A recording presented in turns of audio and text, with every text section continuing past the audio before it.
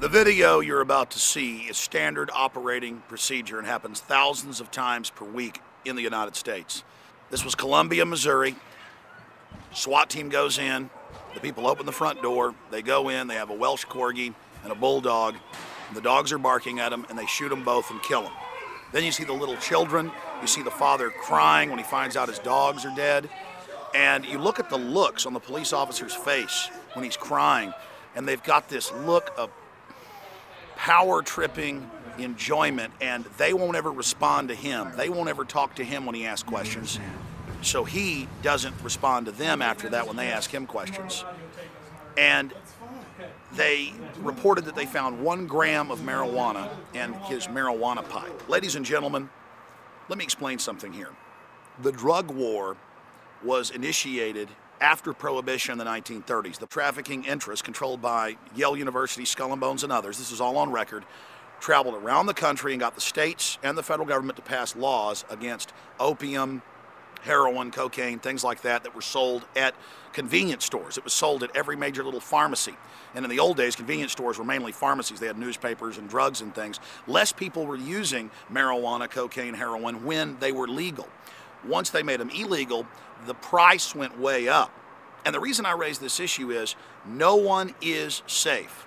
The police can bust in your door because some drug addict informant says that they saw marijuana there. And I thought about my French bulldog. What happens with my 35-pound dog and my Chihuahua if a SWAT team ever comes to my house? And I don't even smoke marijuana. I do drink some. And my dogs will bark, they will run out, they will jump out of the bed, they sleep with us, and the police will kill them.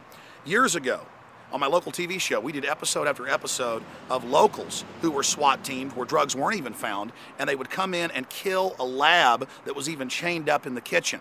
And we went and showed photos of it with its brains blown out and its intestines everywhere, and the cops were laughing in that case, and they fired bullets through the wall that went into the baby crib in one case. And the issue is these police officers have lost their souls. They're getting off on this. Does that mean all police are getting off on it? No.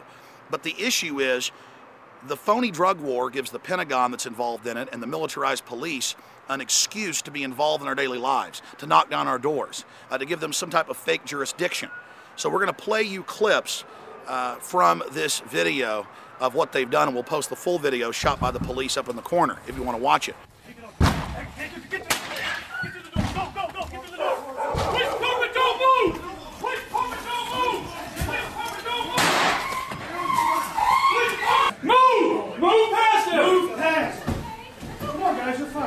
You're fine. Just make sure we're stay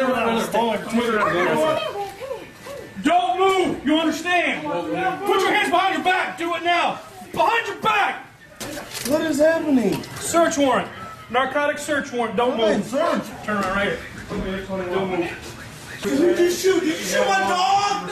Stand You still. shot my dog! Stand still. Oh my God! My dog is nice. She was probably trying to play with you. Come over here. She was probably trying to play with you. Once we get down, let's get him in the car. See, Pop? Yeah. Gather action rate silent. Anything you say can. You have the right to talk to a lawyer and have him present with you while you're being questioned. Do you understand?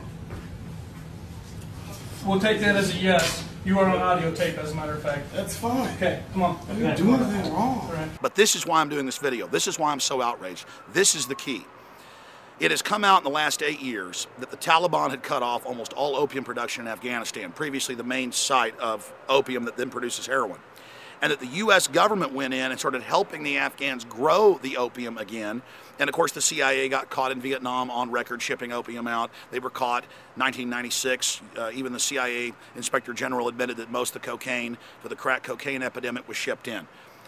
And now in Afghanistan, because Pat Tillman wrote letters home before they killed him saying, look, we're growing the opium, this is wrong, I'm against this war, it's a fraud.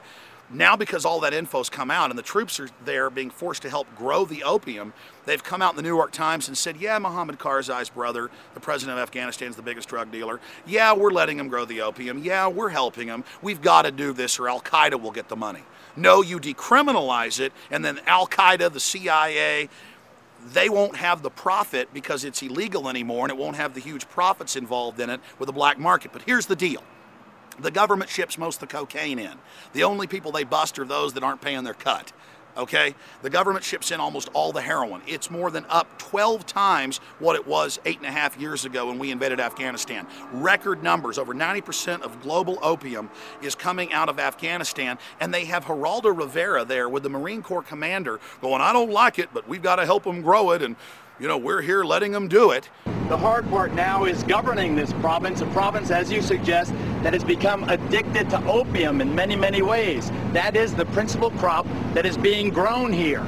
The Taliban lend the farmers the money. They are indebted to the Taliban. They have to grow the opium. Now the Marines, in their success, are in a sense a victim of their success, because now the population is, they have these opium fields, and we are tolerating it. We are tolerating the cultivation of the opium because we know that if we were to destroy it now, the population would turn against the Marines, and it would be a real security risk. You're watching as this opium is being grown. I know it grinds at your gut.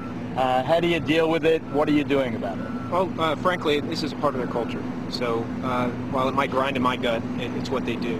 I fault the politicians for putting the Marines in this position, where we can't eradicate these crops for security reasons. And that's the point. They ship it in to have an excuse to bust down your door and build giant prisons. We have the biggest prison population in the world, and no one is safe. I've seen countless reports of, retired CPAs and people when the SWAT team raids the wrong house and kills them, or old ladies, 90-something years old, and they shoot them and kill them. And then you see the cops laughing about it, you see them enjoying it, you see them on this big power trip. And you also have the police raiding real drug dealers and keeping the money, keeping the drugs, seizing their assets, taking cash out of people's wallets on the highway, letting illegal aliens go that have been caught with $105,000 of drugs just last week in Tennessee. The government runs the narcotics business. And they then put you in their private prisons, making license plates and making furniture to then compete with everybody else that's on the outside.